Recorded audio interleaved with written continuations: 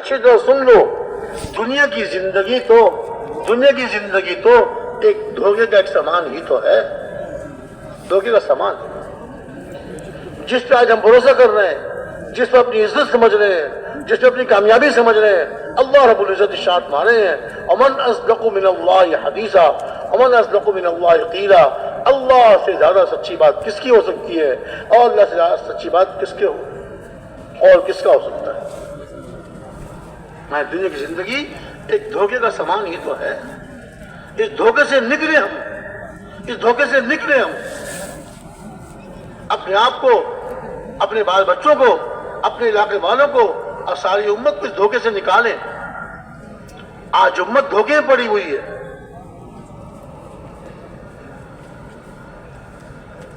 جب دین کی محنت کریں گے، اللہ رب العزت نے بہت عظیم محنت عطا فرمائی ہے، بہت عظیم محنت۔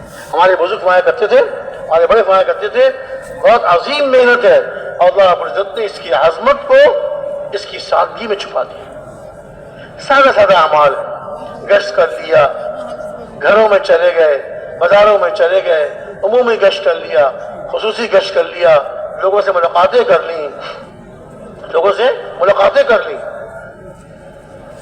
کسی نے بات سنی، کسی نہیں سنی، کوئی مسجد میں آیا، کوئی نہیں آیا، تعلیم کر لی، دعوت دے دی، انفرادی دعوت دے دی۔ لیکن یہی وہ اعمال ہیں، دعوت تبلیغ کے وہی اعمال ہیں جس پر رکھ کر اللہ تعالیٰ امت کی قسمتوں کے فیصلے فرماتے ہیں۔ امتوں کے لیے اللہ تعالیٰ کامیابیوں کے فیصلے فرماتے ہیں۔ صحابہ ان اعمال کے کرنے والے تھے، دنیا پر چھا گئے۔ کوئی ان کے پاس اسلحہ بہت زیادہ نہیں تھا، کوئی ان کے پاس حکومت کے مال و متاع نہیں تھے، ان کے پاس دین تھا، دین کی محنت تھی۔ آج امت پورے دین پر چلنے والی اور دین کی محنت کرنے والی، ایک ایک مسلمان کی فکر کرنے والی، اللہ اس امت کو بھی ایسی چمکائیں گے جیسے صحابہ کو چمکایا۔ اللہ ان کو ایسی عزت نصیب فرمائیں گے جیسے صحابہ کو عزت نصیب فرمائی۔ ایسی عزت کہ اللہ رب العزت نے دنیا ہی میں وہ اپنی رضا کا پروانہ عطا فرما دیا جو جنت میں جا کر جنت والوں کو اللہ عطا فرمائیں گے۔ رضی اللہ عنہم ورضوا عنہ والسابقون الاولون من المہاجرین والانصار والذین اتبعوهم بإحسان رضی اللہ عنہم ورضوا عنہ۔ سابقین اولین، شروع کے آنے والے پہلے لوگ مہاجرین میں سے، انصار میں سے، اور اس کے بعد قیامت تک کے لیے دروازہ اللہ نے کھلا رکھا ہے۔ جو ان صحابہ کا، مہاجرین کا، انصار کا اتباع کرنے والے، ان کے پیچھے چلنے والے، انصار، مہاجرین، سابقین اولین، اور جو ان کے پیچھے احسان کے ساتھ، خوبی کے ساتھ چلنے والے، اللہ ان سے راضی ہو گئے اور یہ اللہ سے راضی ہو گئے۔ چانچہ ہر صحابی کے نام کے ساتھ ہم کہتے ہیں رضی اللہ عنہ۔ اللہ نے دنیا ہی میں وہ پروانہ عطا فرما دیا جو جنت والوں کو جنت میں عطا فرمائے، اور ساتھ ساتھ قیامت تک اللہ نے دروازہ کھلا رکھا ہے کہ خالی سابقین اولین انصار مہاجرین نہیں، بلکہ جو ان کی اتباع کرنے والے قیامت تک اللہ تعالیٰ ان کے لیے بھی یہ پروانہ عطا فرمائیں گے۔ ہمیں کہاں ہونا چاہیے تھا؟ میرے بھائیوں، ہم کہاں ہیں؟ بہت دور چلے گئے، اپنے مقصد سے بہت دور چلے گئے۔ اپنے مقصد پر آئے، اپنے کام پر آئے، اپنے مقصد پر آئے، اپنے کام پر آئے۔ دنیا کی زندگی کوئی مشکل نہیں، دنیا کو کمانا اور دنیا کو جمع کرنا کوئی مشکل نہیں۔ اگر ہم نے اپنے اصل کام کو اپنا کام بنا لیا، اس کو اپنا مقصد بنا لیا، پھر اللہ تعالیٰ جو مقدر کی روزی سہولت سے، آسانی سے، عزت کا عطا فرمائیں گے۔ روزی تو اللہ عطا فرماتے ہیں، روزی تو اللہ عطا فرماتے ہیں۔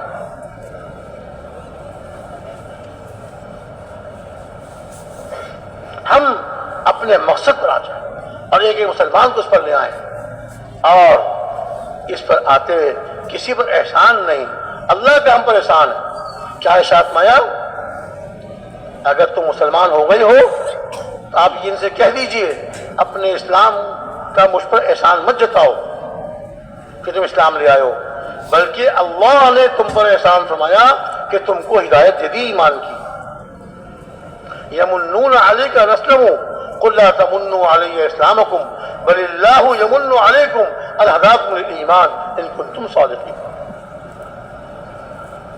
یہ آپ پر احسان جتاتے ہیں کہ اسلام لے آئے، آپ ان سے کہہ دیجئے اپنے اسلام لانے کو مجھ پر بطور احسان کی مت جتلاؤ، یہ تو اللہ کا تم پر احسان ہے، اللہ نے تم کو اسلام کی دولت سے نواز دیا۔ ہم سب، ہر کلمہ پڑھنے والا، ہر مسلمان، اللہ کا ہم پر احسان ہے، اللہ کا ہم پر احسان ہے کہ اللہ تعالیٰ نے اسلام کی دولت سے نوازا، ایمان کی۔ بل اللہ یمن علیکم ان ہداکم للایمان ان کنتم صادقین۔ اللہ کا تم پر احسان ہے، اللہ نے تم کو ایمان کی دولت سے نواز دیا، اللہ نے تم کو ایمان کی دولت سے نواز دیا، اس پہ اللہ کا شکر ادا کریں۔ لیکن ایمان کی دولت کے ساتھ ساتھ اب ایمان کو زندہ کرنے کی محنت کرنا یہ ہر مسلمان کا فریضہ ہے، ہر مسلمان کا فریضہ حیات ہے، ہر مسلمان کا مقصد ہے، اور یہی ہم بلا بیٹھے۔ آج امت اپنے سبق کو بلائے بیٹھے۔ ہمارے بزرگ حضرت مولانا سعید احمد خان صاحب رحمۃ اللہ علیہ ایک شعر پڑھا کرتے تھے،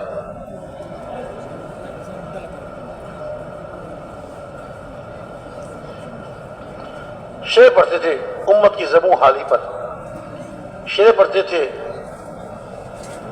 بہت شوق سے سن رہا تھا زمانہ، بہت شوق سے سن رہا تھا زمانہ، ہم ہی سو گئے داستاں کہتے کہتے۔ انسانیت جب یہ ایمان والے، یہ دین والے جب دین کی محنت کو لے کر دنیا میں پھرتے تھے، دنیا والے ان کی بات کو شوق سے سنتے تھے۔ بہت شوق سے سن رہا تھا زمانہ، ہوا کیا؟ ہم ہی سو گئے داستاں کہتے کہتے، ایسی غفلت کی نیند سوئے کہ آج ہمیں اپنے مقصد سے ہٹنے کا اور مقصد سے دور جانے، مقصد سے نہ صرف دور ہو گئے بلکہ مقصد سے دور ہونے کا احساس بھی نہیں رہا۔ اپنی منزل سے ہم کتنے دور چلے گئے، اپنے مقصد سے کتنے دور ہٹ گئے، اپنی منزل سے کتنا دور چلے گئے، اپنے مقصد سے کتنا ہٹ گئے، اس کا ہمیں احساس بھی نہیں رہا۔ امت جب اپنے مقصد پر آئے گی جس طرح صحابہ آئے تھے، امت جب اپنے مقصد پر آئے گی، دین کی دعوت کو، دین کی محنت کو اور لے کے دنیا پھرے گی، اللہ رب العزت ان کو ایسی چمکائیں گے جیسے صحابہ کو چمکایا تھا، ان کی ایسی مدد فرمائیں گے جس طرح صحابہ کی مدد فرمائی تھی۔ اللہ رب العزت ان کی ذات و صفات میں، ان کی ذات عالی میں، ان کی عالی صفات میں نہ کوئی تبدیلی آئی ہے اور نہ کبھی آئے گی۔ جو نقصان آیا وہ میرے اندر، ہمارے اندر، ہم مسلمانوں کے اندر آیا۔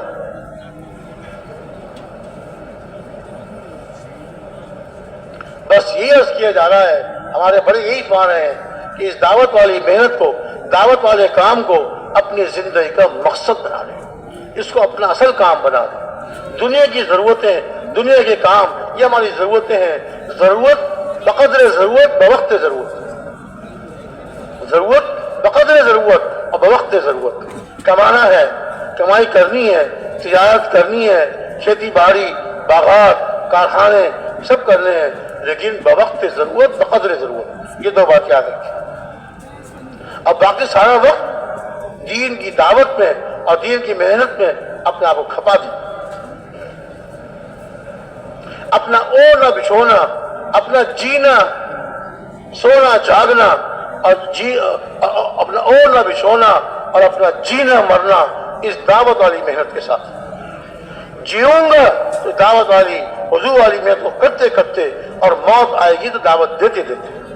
الحمدللہ افراد، ایسے کچھ افراد جو دعوت دیتے دیتے اللہ کے پاس پہنچ رہے ہیں، ایسے واقعات آ رہے ہیں سامنے۔ آتا ہے کہ تم جیسے تمہاری موت ویسے آئے گی جیسے تم زندگی گزارو گے،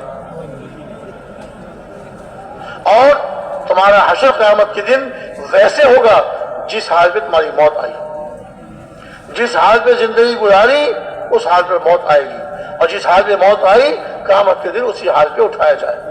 جو دین پر چلتے چلتے اور دین کی محنت کرتے کرتے اللہ کے پاس پہنچے، اب یہ جو ہے قیامت میں بھی ان صحابہ کے ساتھ، ان دین کی محنت کرنے والوں کے ساتھ اللہ ان کا حشر فرمائے گا۔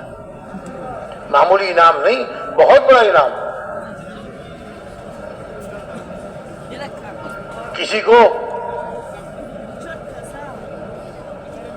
اسمبلی کی کرسی مل جائے بڑا خوش ہوتا ہے، لوگ مبارکباد دیتے ہیں، ہار پہناتے ہیں، مٹھائیاں بانٹتے ہیں، اور بڑا بن جائے، وزیر بن جائے، پھر تو رب پوچھیے کیا اس کی واہ واہ ہوتی ہے۔ یہ سب کوئی حیثیت نہیں، اللہ کے یہاں ان چیزوں کی کوئی وقت نہیں، کوئی قیمت نہیں۔ اللہ کیا تو دین کی عزت، دین کی وقت، دین کی قیمت اور دین کی محنت کرنے کی قیمت ہے۔ حضرت عمر بن عبدالعزیز رحمۃ اللہ علیہ بیمار ہو گئے، حکیموں نے تجویز کر دیا کہ ان کو زہر دیا گیا۔ حضرت عمر بن عبدالعزیز رحمۃ اللہ علیہ کو زہر دیا گیا، اور زہر نے اپنا اثر دکھا دیا۔ ماہر حکیم کے زمانے میں انہوں نے نبض دیکھ کر، حالات دیکھ کر کہا کہ آپ کو زہر دیا گیا ہے، اور زہر کا اثر ہو گیا، آپ پہ زہر کا اثر ہو گیا، اب آپ تھوڑے وقت کے مہمان ہیں۔ لیٹے ہوئے تھے، کچھ لوگ آئے اور آ کر کہا کہ آپ نے اپنی اولاد کے ساتھ انصاف نہیں کیا۔ اگر جیسے حکیم کہہ رہے ہیں آپ دنیا سے جا رہے ہیں، اپنی اولاد کے لیے آپ نے کچھ نہیں چھوڑا، اپنی اولاد کے لیے کچھ نہیں چھوڑا۔ لیٹے ہوئے تھے، بیمار تھے، فرمایا مجھ کو بٹھاؤ، سایہ دے کے بٹھایا۔ ارشاد فرمایا اچھا ان سے پہلے جو خلیفہ رہے ہیں انہیں بڑے بڑے مال جمع کیے، اپنی اولادوں کے لیے بڑا کچھ خزانے جمع کیے، بڑا کچھ کیا ان سے پہلے خلفاء نے، انہوں نے اپنی اولاد کے لیے کچھ بھی نہیں چھوڑا۔ اٹھا کے بٹھاؤ، فرمایا کہ دیکھو میں نے لوگوں کا مال ظلم کر کر کے اور چھین چھین کر جمع کر کے ان کو نہیں دیا، میں نے لوگوں کا مال ظلم کر کر کے چھین چھین کر میں نے ان کے لیے اکٹھا نہیں کیا، لیکن میں نے ان کو نیک بنایا ہے، صالح بنایا ہے، نیک اعمال والا بنایا ہے، اور اللہ رب العزت شاہ فرماتے ہیں وَهُوَ يَتَوَلَّى الصَّالِحِينَ کہ اللہ تعالیٰ صالحین کے متولی اور یہ کاموں کو بنانے والے اللہ، نیک لوگوں کے کام بنانے والے اللہ، میں نے ان کو نیک بنایا، نیکی پہ ان کو ڈالا، اگر میرے مرنے کے بعد یہ نیک رہے اللہ ان کے متولی ہیں، اللہ ان کے کارساز ہیں، اور اگر یہ نیک نہ رہے، ابھی نیکی باقی نہیں رہے، اللہ کو ان کو کوئی، اللہ تعالیٰ کو ان کی کوئی پرواہ نہیں، مجھے بھی کوئی پرواہ نہیں۔ عجیب بات فرمائی، انتقال کا وقت قریب ہے اور یہ فرما رہے ہیں کہ میں نے اپنی اولاد کے لیے دنیا تو نہیں چھوڑی، مال جمع نہیں کیا ان کے لیے، لوگوں سے چھین چھین کر، لوگوں پہ ظلم کر کر کے ان سے لے کر مال اکٹھا نہیں کیا، لیکن میں ان کو صالح بنایا، نیک بنایا ہے، اور اللہ بزرگ شاہ کہتے ہیں وہ یتولی الصالحین۔ انتقال ہو گیا، انتقال ہونے کے بعد اب جو ارکان دولت تھے مشورے کے لیے بیٹھے، یعنی جب موقع آیا مشورے کا، یہ مطلب نہیں کہ انتقال کے فوراً بعد مشورہ نہیں، انتقال ہو گیا، سارے اعمال ہو گئے، اب جب وہ حکومت کو سنبھالنے کے لیے جب مشورے کے لیے بیٹھے ارکان دولت، تو فلاں علاقے کے گورنر کس کو بنائیں، فلاں علاقے کے گورنر کس کو بنائیں، حضرت عمر رضی اللہ عنہ کا فلاں بیٹا بہت نیک بچہ ہے اس کو بھیجو، اچھا بھائی فلاں علاقے کے گورنر کس کو بنائیں، حاکم گورنر ہونے کا کہ فلاں بیٹے کو، 12 علاقوں کے 12 گورنر حضرت عمر رضی اللہ عنہ کے 12 بیٹے تھے، وہوا یتولی الصالحین، وہوا یتولی الصالحین، 12 بیٹے 12 جگہوں کے گورنر، اور لوگوں نے اپنی آنکھوں سے دیکھا جو حضرت عمر رضی اللہ عنہ سے پہلے جو خلفاء تھے جنہوں نے دنیا کو جمع کیا، خواہشات میں پڑ گئے تھے، مال خزانے اکٹھے کیے تھے، ان کی اولادیں دمشق کی جائے مسجد کی سیڑھیوں پر بیٹھ کر بھیک مانگتے تھے کہ دیکھو ہم فلاں خلیفہ کے بیٹے ہیں، ہمیں کھانے کے لیے کچھ بھیک دے دو، کچھ بھیک دے دو۔ نمازی نکلتے ہوئے کہتے تھے تم ظالم ہو، ظالموں کی اولاد ہو، ہم تمہیں بھیک بھی نہیں دیں گے۔ وَهُوَ يَتَوَلَّى الصَّالِحِينَ۔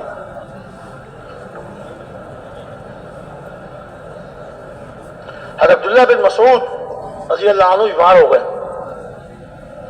حضرت عثمان خلیفہ تھے، حضرت عثمان ذو النورین رضی اللہ تعالیٰ عنہ، وہ تشریف لائے، آ کے عیادت کی ان کی، حضرت عبداللہ بن مسعود رضی اللہ عنہ کی، اور کہا کہ آپ بیمار ہیں، میں طبیب بھیج دوں جو آپ کا علاج کرے؟ فرمایا طبیب نے تو بیمار کیا ہے، طبیب نے ہی تو بیمار کیا ہے، طبیب بھیجنے کی ضرورت نہیں، جس طبیب نے بیمار کیا ہے وہ چاہیں گے تو شفا بھی دے دیں گے۔ طبیب کے بھیجنے سے انکار کر دیا۔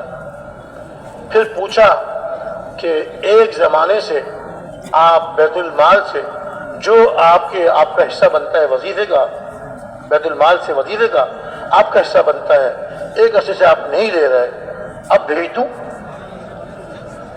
آپ اگر حیات رہے تو آپ بھی کام آئے گا، اور اگر آپ دنیا سے چلے گئے تو آپ کی بیٹیوں کا کام آئے گا۔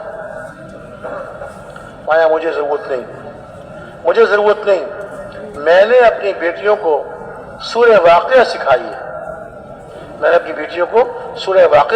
ہے، اور میں نے اپنے پیارے نبی صلی اللہ علیہ وسلم سے یہ ارشاد ان کا سنا ہے، فرماتے تھے کہ جو رات کو سورہ واقعہ پڑھ کے سوئے اس پر کبھی فاقہ نہیں آئے گا۔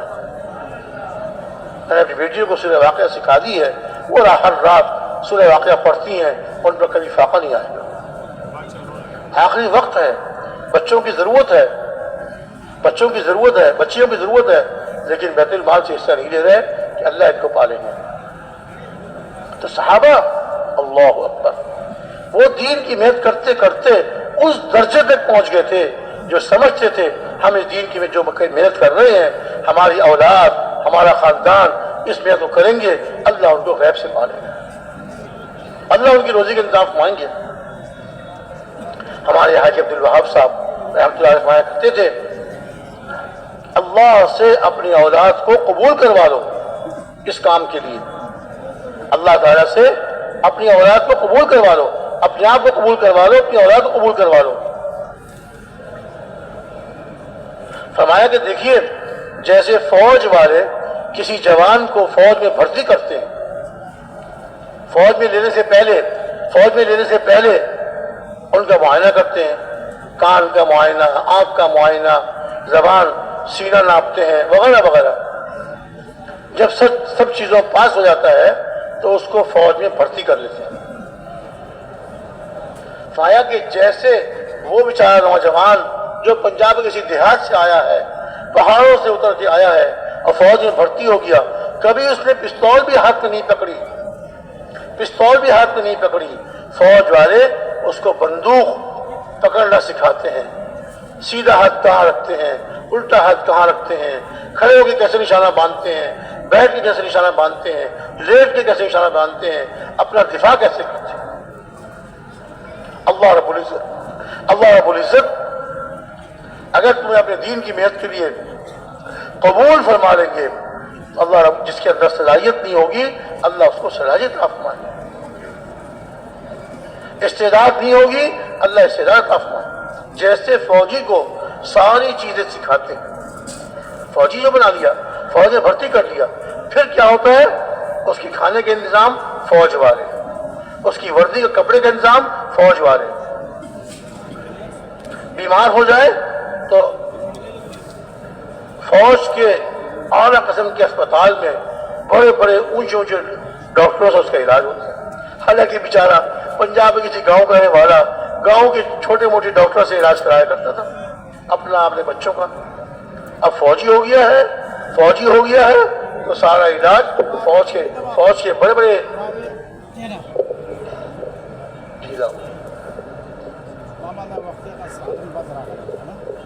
फौज के बड़े बड़े डॉक्टरों से, कर्नल जनरल, उनसे इलाज होता है।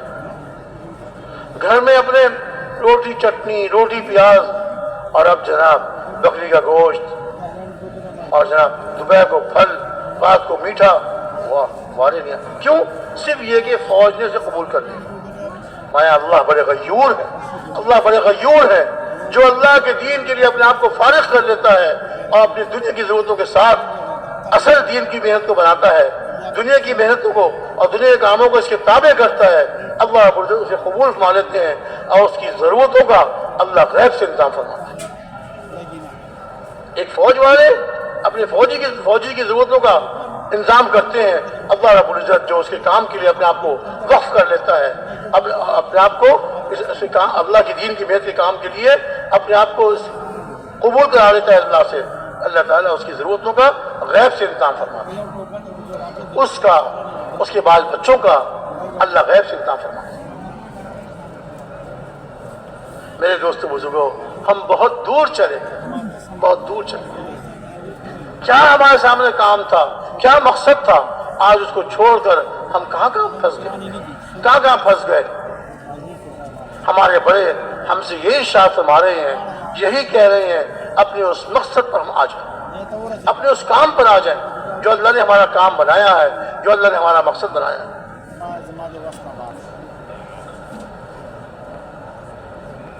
बहुत दूर चले गए। नबी अर्ज़ किया ना, न सिर्फ मकसद को भुला बैठे बल्कि मकसद भी हाथ से निकला और मकसद से दूर होने का एहसास भी खत्म हो गया। एक मुसलमान की हमदर्दी, एक मुसलमान की हमदर्दी खैरख्वाही दिल में लेकर, एक मुसलमान की हमदर्दी खैरख्वाही दिल में लेकर हम फिर अपने मोहल्ले में, अपने शहर में, अपने मुल्क में और दुनिया के मुल्कों में सिर्फ अल्लाह को राजी करने के लिए फिर और दर दर की ठोकरें खाएं। अल्लाह रब्बुल इज्जत हमें कैसे कामयाब फरमाएंगे और कैसे अल्लाह दीन को जिंदा करेंगे। और दीन जिंदा होगा तो इंशाअल्लाह उम्मत की परेशानियां खत्म होंगी, उम्मत की मुसीबतें दूर होंगी। आज उम्मत मुसीबतों की गर्दाब में फंस चुकी है,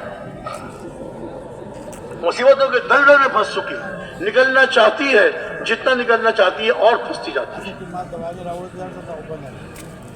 मुसीबतों की दलदल में फंस गई, निकलना चाहती है, निकल नहीं सकती। रास्ता एक ही है और वही कामयाबी का रास्ता है। उस पर उम्मत आएगी तो इंशाअल्लाह ताला अल्लाह ताला इनको मुसीबतों से निकालेंगे और इनकी जिंदगियों को राहत वाली जिंदगी। वो सहाबा जिनके घरों में खाने को कुछ नहीं होता था, उम्मुल मोमिनीन हज़रत आयशा सिद्दीक़ा रज़ियल्लाहु अन्हा फरमाती हैं, हम एक चांद देख लेते, दो चांद देख लेते, तीसरा चांद देख लेते, हुजूर के 9 घरों में से किसी घर में चूल्हा नहीं जलता था। फिर वो वक्त आया हज़रत उमर राज़ी के ज़माने में कि सहाबा के घरों में खजानों के ढेर लगे हुए, मस्जिद नबवी में खजानों का ढेर लगा हुआ और हज़रत उमर राज़ी रो रहे हैं। अमीर मुनीन आप रो क्यों रहे हैं? तो खुशी का वक्त है, अल्लाह ने फतह नसीब फरमाई, कुफ्र को नीचा किया, इस्लाम को बुलंद किया।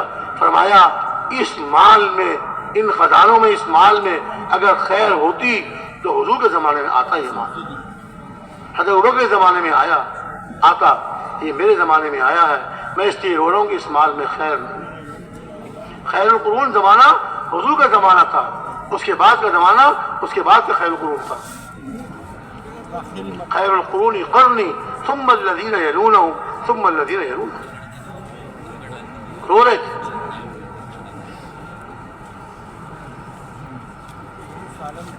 रोम जैसी बड़ी सल्तनतें और फारिस जैसी बड़ी सल्तनतें जिनका दुनिया में सिक्का बोलता था, सिक्का चलता था, उनका नाम सुन के लोग कांपते थे। अल्लाह ने ऐसी इज्जत नसीब फरमाई, ऐसी इज्जत नसीब फरमाई ان کو اللہ نے مغلوب کیا اور ان کے خزانوں کو صحابہ کے گھروں میں، صحابہ کے قدموں میں، حضرت عمر والوں کے سامنے مسجد نبی کے صحن میں ڈھیر لگا ہوا ہے۔